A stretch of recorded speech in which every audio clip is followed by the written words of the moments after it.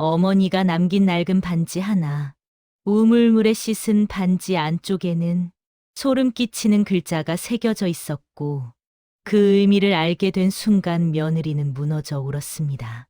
도대체 무슨 글자가 새겨져 있길래. 체온 야담을 찾아주신 여러분, 항상 행복하고 건강하세요. 지금부터 야담 시작할게요. 옛날 옛적 영조 임금의 치세가 저물어 가던 무렵이었습니다. 경상도 깊은 산골 어느 마을, 그곳에는 흙먼지보다 더 메마른 마음을 가진 사람들이 살고 있었지요. 3년째 이어진 흉년의 논밭은 갈라지고 굶어 죽는 이가 속출했습니다. 그러나 관가의 세금은 줄지 않았지요. 사람의 목숨보다 쌀 한 마리 더 귀하던 시절이었습니다. 그 시절 사람들은 입을 다물고 살았습니다. 말해봐야 소용없다는 것을 알았기 때문이지요. 누군가는 굶어 죽고 누군가는 그 죽음 위에서 연명한다는 것을 모두가 알고 있었습니다. 그 마을 끝자락 낮은 초가의 복내라는 며느리가 살고 있었습니다. 상민 출신으로 시집 온 지 3년째였지요. 아이 하나 없이 병든 시어머니를 봉양하는 것이 그녀의 일상이었습니다. 복내는 말수가 적었습니다. 아니, 적다기보다는 말을 삼키는 버릇이 있었지요. 손은 늘 거칠었고 얼굴은 수수했습니다. 화려함과는 거리가 먼 여인이었지요. 그러나 그녀의 눈빛만큼은 담담했습니다. 세상이 자신을 어떻게 보든 해야 할 일을 묵묵히 해내는 사람의 눈이었습니다. 마을 사람들은 그런 복내를 복 없는 여자라 수군댔습니다. 아이도 없고 시어머니는 병들었으니 당연하다 여겼지요. 복내의 시어머니는 말수가 더욱 적었습니다. 병이 깊어진 뒤로는 하루 종일 방 안에서 바느질만 하고 있었지요. 남편은 장터를 오가며 생계를 이었습니다. 집에 돌아와도 말이 없기는 마찬가지였습니다. 피곤해 지친 얼굴로 밥만 먹고 잠들 뿐이었지요. 마을 사람들은 이따금 복내의 집 앞을 지나며 혀를 찼습니다. 3년이 지났는데 아이 소식이 없으니 저 집안은 끝이야. 며느리 복이 없으니 시어미가 저리 병드는 개지. 그런 말들이 담장 너머로 들려왔지만 복내는 대꾸하지 않았습니다. 그저 우물가에서 빨래를 하고 부엌에서 밥을 짓고 시어머니의 방을 드나들 뿐이었지요. 복내가 시어머니의 방에 들어서면 늘 같은 광경이 펼쳐졌습니다. 시어머니는 창가에 앉아 바느질을 하고 있었지요. 손은 느렸지만 바늘 끝은 정확했습니다. 복례는 그것이 단순한 습관이라 여겼습니다. 병든 몸을 달래는 유일한 일과라고 생각했지요. 어머님, 진지 드시겠습니까? 복례가 상을 들여놓으면 시어머니는 고개만 끄덕였습니다. 말이 없었지요. 그러나 눈빛만큼은 따스했습니다. 복례는 알지 못했습니다. 시어머니의 바늘 끝이 늘 한 곳을 향하고 있다는 것을 말이지요. 그것은 바로 시어머니의 손가락에 끼워진 낡은 반지였습니다. 빛이 바랜 놋반지였지요. 값어치 없어 보이는 그저 오래된 물건에 불과했습니다. 복례는 그 반지를 한 번도 유심히 본 적이 없었습니다. 그러나 시어머니는 그 반지를 만질 때마다 눈을 감았습니다. 무언가를 참는 듯한 또는 무언가를 견디는 듯한 표정이었지요. 겨울 끝자락, 눈이 녹기 시작할 무렵이었습니다. 시어머니가 자리에 누웠습니다. 이번에는 일어나지 못할 것 같았지요. 숨소리마저 가늘어졌습니다. 복례는 밤낮으로 시어머니 곁을 지켰습니다. 미음을 떠먹이고 이불을 여미고 손을 잡아주었지요. 남편도 장터 나가는 것을 멈추고 방 안에 앉아 있었습니다. 그러던 어느 새벽이었습니다.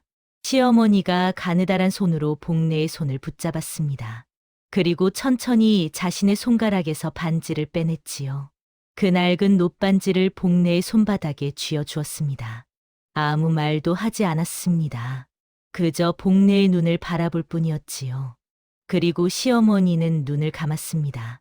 장례를 치른 뒤 복례는 시어머니가 남긴 반지를 서랍 깊숙이 넣어 두었습니다. 감나가 보이지 않는 물건이었지요. 빛은 바랬고 표면은 군데군데 달아 있었습니다. 그저 오래 끼고 있던 반지일 뿐이었습니다. 복례는 그것을 정이라 여겼습니다. 말없던 시어머니가 마지막으로 남긴 마음의 표시라고 생각했지요. 그 이상도 그 이하도 아니었습니다. 남편도 반지를 보고는 고개를 저었습니다. 어머니께서 평생 끼고 계시던 것이니 당신이 간직하시오. 그렇게 반지는 서랍 속에 묻혔습니다. 봄이 왔습니다. 복례는 여전히 집안일을 했고 남편은 다시 장터를 오갔습니다. 시어머니가 없는 집은 더 조용했지요. 그러나 복례는 이상하게도 마음 한구석이 무거웠습니다. 무언가 끝나지 않은 듯한, 무언가 남아있는 듯한 기분이었지요. 그러나 복례는 그것이 무엇인지 알지 못했습니다. 어느 장날이었습니다. 복례는 남편을 따라 장터에 나갔습니다. 쌀과 나무를 팔기 위해서였지요. 장터는 사람들로 북적였습니다. 그때였습니다. 한 노파가 복례의 앞을 가로막았습니다. 허리가 굽고 머리카락은 하얗게 샌 노파였지요. 그러나 눈빛만큼은 형형했습니다. 아가씨, 노파가 복례의 손을 붙잡았습니다. 손을 좀 보여주시겠소? 복례는 당황했습니다. 마을 사람도 아니고 본 적도 없는 노파였지요. 그러나 노파의 눈빛이 너무나 절박해 보여 복례는 손을 내밀었습니다. 노파는 복례의 손을 한참 들여다보았습니다. 송금을 읽는 듯했지요. 그러다 갑자기 고개를 들었습니다. 그 반지 그냥 받은 것이 아니구나. 복례의 얼굴이 굳었습니다. 무슨 말씀이십니까? 노파는 복례의 손을 더 세게 쥐었습니다. 받았다면 반드시 씻어 보아야 하네. 우물물에 담가 보게. 그러면 알 것이야. 그리고 노파는 사람들 틈으로 사라졌습니다. 복례는 그 자리에 멍하니 서 있었지요. 집으로 돌아온 복례는 노파의 말이 머릿속을 떠나지 않았습니다. 그날 밤 복례는 서랍에서 반지를 꺼냈습니다. 촛불 아래서 찬찬히 들여다보았지요. 그러나 특별한 것은 보이지 않았습니다. 복례는 다음 날 새벽 우물가로 나갔습니다. 우물물에 반지를 담갔습니다. 찬물에 반지를 문질렀지요. 오래된 때가 벗겨지기 시작했습니다. 그때였습니다. 반지 안쪽에 무언가 새겨진 것이 보였습니다. 미세한 글자였지요. 복례는 눈을 가늘게 뜨고 들여다보았습니다. 복. 처음에는 복복자인 줄 알았습니다. 그러나 자세히 보니 아니었지요. 복. 뒤집을 복자였습니다. 복례의 손이 떨렸습니다. 이것이 무엇을 뜻하는지 알 수 없었지만 알 수 없기에 더욱 두려웠습니다. 복례는 다시 장터로 나갔습니다. 노파를 찾기 위해서였지요. 다행히 노파는 장터 한 구석에 앉아 있었습니다. 점을 보는 듯 했습니다. 복례는 노파 앞에 무릎을 꿇었습니다. 노파님, 반지를 씻었습니다. 안쪽에 글자가 새겨져 있었습니다. 노파는 고개를 끄덕였습니다. 무슨 글자더냐? 뒤집을 복자였습니다. 노파는 긴 한숨을 내쉬었습니다. 역시 그러했구나. 노파는 복례의 눈을 똑바로 바라보았습니다. 아가씨, 그 반지는 며느리에게 씌우는 복이 아니네. 시어미가 대신 뒤집어 쓴 애군의 증표일세. 복례의 얼굴이 하얗게 질렸습니다. 무슨 말씀이십니까? 본래 아가씨에게 올 액을 시어미가 대신 받았다는 뜻이야. 그 반지를 끼고 있는 동안 시어미는 아가씨 대신 병들고 고통받고 죽어간 것이지. 복례는 말을 잃었습니다. 노파의 말이 믿기지 않았지만 동시에 모든 것이 설명되는 듯했습니다. 시어머니가 병든 시기, 그것은 복례가 아이를 잃은 바로 그날부터였습니다. 복례는 집으로 돌아와 멍하니 앉아 있었습니다. 기억이 되살아났습니다. 3년 전 복례는 아이를 가졌었지요. 그러나 석 달 만에 아이를 잃었습니다. 그날 밤 복례는 피를 흘리며 쓰러졌습니다. 그런데 이상했습니다. 복례는 다음 날 아침 멀쩡히 일어났지요. 몸은 아팠지만 회복이 빨랐습니다. 의원도 신기해했습니다. 이런 경우는 보통 몸을 추스르는데 석 달은 걸리는데 부인은 보름 만에 일어서셨구려. 그때 복례는 그저 다행이라 여겼습니다. 그러나 그날부터 시어머니가 자리에 누웠습니다. 처음에는 가벼운 감기인 줄 알았지요. 그러나 병은 깊어져만 갔습니다. 기력이 빠지고 밥을 먹지 못하고 걷지도 못하게 되었습니다. 복례는 그것이 우연이라 여겼습니다. 노안이라 생각했지요. 그러나 지금 생각해 보니 모든 것이 맞아떨어졌습니다. 복례가 회복할 때마다 시어머니는 더 병들었습니다. 복례가 건강해질 때마다 시어머니는 더 쇠약해졌지요. 그것은 우연이 아니었습니다. 시어머니가 대신 앓고 있었던 것입니다. 복례의 눈에서 눈물이 흘러내렸습니다. 그로부터 며칠 뒤 마을에 이상한 일이 벌어지기 시작했습니다. 먼저 이웃집 소가 갑자기 죽었습니다. 아무 이유 없이 쓰러져 버렸지요. 다음 날에는 우물물이 탁해졌습니다. 깨끗하던 물이 하루아침에 흙빛으로 변했습니다. 사흘째 되는 날, 마을 어귀의 큰 나무가 벼락을 맞아 쓰러졌습니다. 비도 오지 않았는데 말이지요. 사람들은 수군거리기 시작했습니다. 이것은 흉조다. 누군가 부정한 물건을 가지고 있는 게 분명해. 애군이 마을에 퍼지고 있어. 마을 사람들은 무당을 불렀습니다. 무당은 굿을하며 말했습니다. 이 마을 어딘가에 액을 담은 물건이 있습니다. 누군가 대신 액을 뒤집어 썼던 흔적이 남아 있습니다. 그 물건의 주인을 찾아야 합니다. 복례는 등골이 서늘해졌습니다. 그날 밤 마을 사람들이 집집마다 돌아다니기 시작했습니다. 의심스러운 물건을 찾기 위해서였지요. 복례는 서랍 속 반지를 꺼내 품 안에 감췄습니다. 손이 떨렸지요. 이것이 들키면 어떻게 될지 알 수 없었습니다. 복례는 다시 노파를 찾아갔습니다. 이번에는 밤중에 몰래 찾아갔지요. 노파님, 마을에 흉사가 이어지고 있습니다. 이것이 반지 때문입니까? 노파는 고개를 끄덕였습니다. 그렇고 말고 액을 뒤집어 쓴 사람이 죽으면 그 액은 다시 흩어지게 되어 있지. 주인을 찾아 헤매는 것이야. 복례는 무릎이 꺾였습니다. 그럼 저는 어찌해야 합니까? 노파는 한참을 말이 없었습니다. 그러다 천천히 입을 열었습니다. 아가씨의 시어미는 평생 그 반지를 끼고 살았네. 그러나 원래부터 그 반지를 끼고 있던 것은 아니었지. 무슨 말씀이십니까? 아가씨의 시어미는 과거에 며느리를 셋이나 두었다네. 그러나 셋 모두 애군으로 죽었지. 첫째는 해산 중에, 둘째는 병으로, 셋째는 우물에 빠져 죽었어. 복례의 얼굴이 창백해졌습니다. 그때 시어미는 깨달았지. 이 집안에 며느리를 해치는 애군이 있다는 것을 말일세. 그래서 무당을 찾아가 이 반지를 얻었어.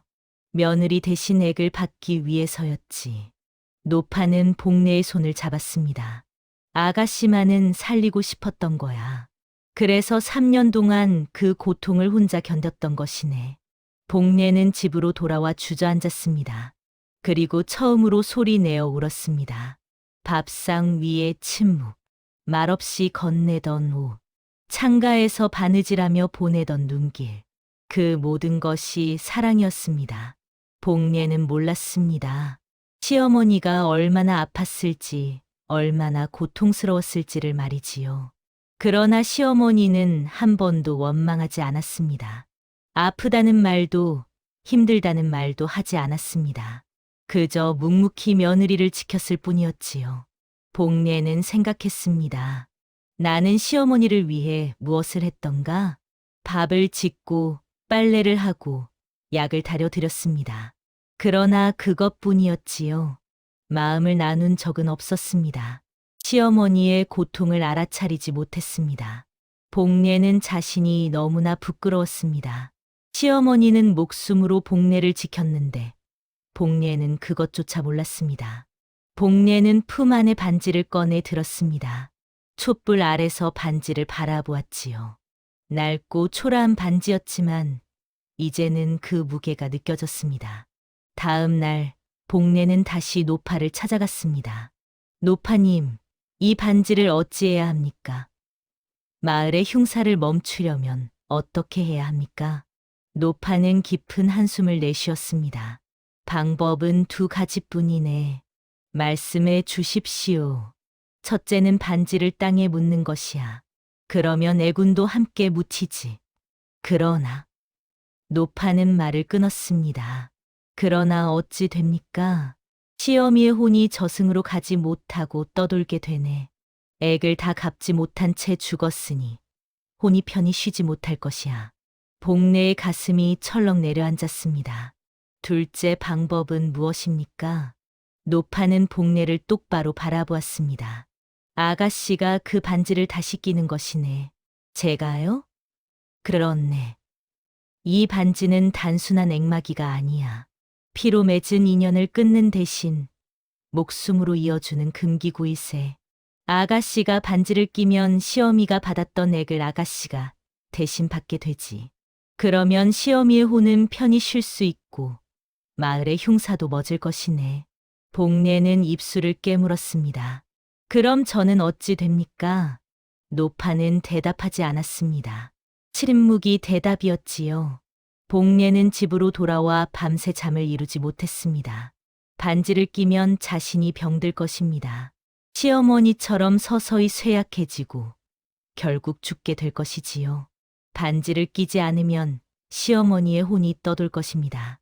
저승으로 가지 못하고 이승을 헤매게 될 것이지요. 복례는 갈등했습니다. 나는 아직 젊습니다. 앞으로 살아갈 날이 많습니다.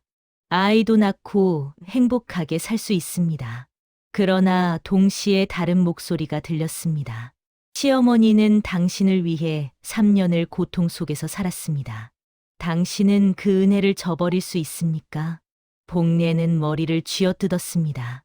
그날 밤 마을에 또다시 흉사가 일어났습니다. 이번에는 우물 옆 아이가 열병에 걸렸습니다. 갑자기 쓰러져 의식을 잃었지요. 사람들의 수군거림이 더욱 커졌습니다. 누군가 부정한 것을 감추고 있다. 당장 찾아내야 한다. 복례는 두려웠습니다. 반지를 감추고 있다는 것이 들키면 마을에서 쫓겨날 것입니다. 아니, 그보다 더한 일을 당할지도 모릅니다. 남편도 불안한 기색이었습니다. 아내가 무언가 감추고 있다는 것을 눈치챈 듯 했지요. 이튿날 새벽, 복례는 결심했습니다. 서랍에서 반지를 꺼냈습니다. 촛불 아래서 한참을 들여다보았지요. 그리고 천천히 손가락에 끼웠습니다. 반지가 손가락을 조이는 순간 온몸이 차가워졌습니다. 마치 얼음물에 잠긴 듯한 느낌이었지요. 복례는 눈을 감았습니다. 어머님, 이제야 알았습니다. 복례는 중얼거렸습니다. 어머님께서 얼마나 저를 아끼셨는지, 얼마나 저를 사랑하셨는지를 말입니다. 눈물이 흘러내렸습니다. 어미 노릇은 못했어도 며느리 노릇은 하겠나이다. 부디 편히 쉬소서. 그날 밤 복례는 깊은 잠에 빠졌습니다. 아니, 잠이라기보다는 혼절에 가까웠지요. 남편이 놀라 복례를 흔들었지만 복례는 깨어나지 않았습니다. 얼굴은 창백했고 숨은 가늘었습니다. 남편은 의원을 불렀지만 의원도 원인을 알 수 없었습니다. 복례는 사흘 동안 깨어나지 못했습니다. 남편은 밤낮으로 복례 곁을 지켰습니다. 손을 잡고 이름을 부르고 눈물을 흘렸지요. 마을 사람들도 찾아와 걱정했습니다. 그러나 이상한 일이 일어났습니다. 복례가 쓰러진 뒤로 마을의 흉사가 멎었습니다. 열병에 걸렸던 아이가 깨어났습니다. 탁해졌던 우물물이 다시 맑아졌습니다. 사람들은 고개를 갸우뚱했지만 다행이라 여겼습니다. 사흘째 되는 밤이었습니다. 복례는 꿈을 꾸었습니다. 시어머니가 나타났습니다. 젊고 건강한 모습이었지요. 병들기 전에, 아니 복례가 한 번도 본 적 없는 아름다운 모습이었습니다. 시어머니는 말없이 미소 지었습니다. 그리고 복내의 손을 잡았습니다. 따뜻한 손길이었지요. 시어머니는 천천히 복내의 손가락에서 반지를 빼냈습니다. 복내는 놀라 말했습니다. 어머님, 안 됩니다. 제가 대신 받아야 합니다. 그러나 시어머니는 고개를 저었습니다. 그리고 반지를 두 손으로 감쌌습니다. 순간 반지에서 빛이 났습니다. 환한 빛이었지요. 시어머니는 입을 열었습니다. 처음으로 목소리를 들려주었습니다. 내 딸아. 복내의 눈에서 눈물이 쏟아졌습니다. 너는 이미 충분히 효를 다했느니라. 이제 내가 행복할 차례다. 시어머니는 반지를 허공에 던졌습니다. 반지는 빛으로 부서지며 사라졌습니다. 어머님. 복내가 외쳤지만 시어머니는 이미 멀어지고 있었습니다. 잘 살거라. 내 딸아. 부디 건강하고 행복하여라. 시어머니의 모습이 빛 속으로 사라졌습니다. 복내는 그 자리에서 깨어났습니다. 남편이 놀라 복내를 안았습니다. 부인, 깨어났소. 복내는 남편을 바라보았습니다. 그리고 자신의 손을 내려다보았습니다. 반지는 없었습니다. 아침이 밝았습니다. 복내는 침상에서 일어났습니다. 몸은 여전히 무거웠지만 마음은 가벼웠지요. 남편은 복내의 손을 꼭 잡았습니다. 부인, 대체 무슨 일이 있었던 것이오? 사흘이나 깨어나지 못하다니. 복내는 고개를 저었습니다. 아무 일도 아닙니다. 그저 꿈을 꾸었을 뿐입니다. 복내는 서랍을 열어보았습니다. 반지가 있던 자리를 들여다보았지요. 반지는 없었습니다. 아니, 정확히 말하면 반지의 조각이 남아 있었습니다. 두 동강 난 작은 쇳조각이었지요. 빛도 없고 형체도 알아볼 수 없는 조각이었습니다. 복내는 그 조각을 손에 쥐었습니다. 그날부터 마을에는 평화가 찾아왔습니다. 더 이상 흉사가 일어나지 않았습니다. 아픈 사람도 죽는 짐승도 없었지요. 사람들은 수군거렸습니다. 무슨 애군이었든 이제 끝난 모양이야. 하늘이 도우신 게지. 복내는 아무 말도 하지 않았습니다. 그저 조용히 집안일을 했을 뿐이지요. 며칠 뒤 복내는 몸에 이상을 느꼈습니다. 입덧이었습니다. 의원이 와서 맥을 짚어 보고는 웃으며 말했습니다. 부인, 축하드립니다. 아이를 가지셨습니다. 남편은 기쁨에 겨워 눈물을 흘렸습니다. 복내도 눈물을 흘렸지요. 그러나 복내의 눈물에는 슬픔도 섞여 있었습니다. 이 모든 것이 시어머니의 희생 덕분이라는 것을 알고 있었기 때문입니다. 봄이 지나고 여름이 왔습니다. 복내의 배는 점점 불러왔습니다. 마을 사람들은 복내를 보며 기뻐했습니다. 복내 댁이 드디어 아이를 가졌구먼. 이제 집안에 복이 들어오는 게야.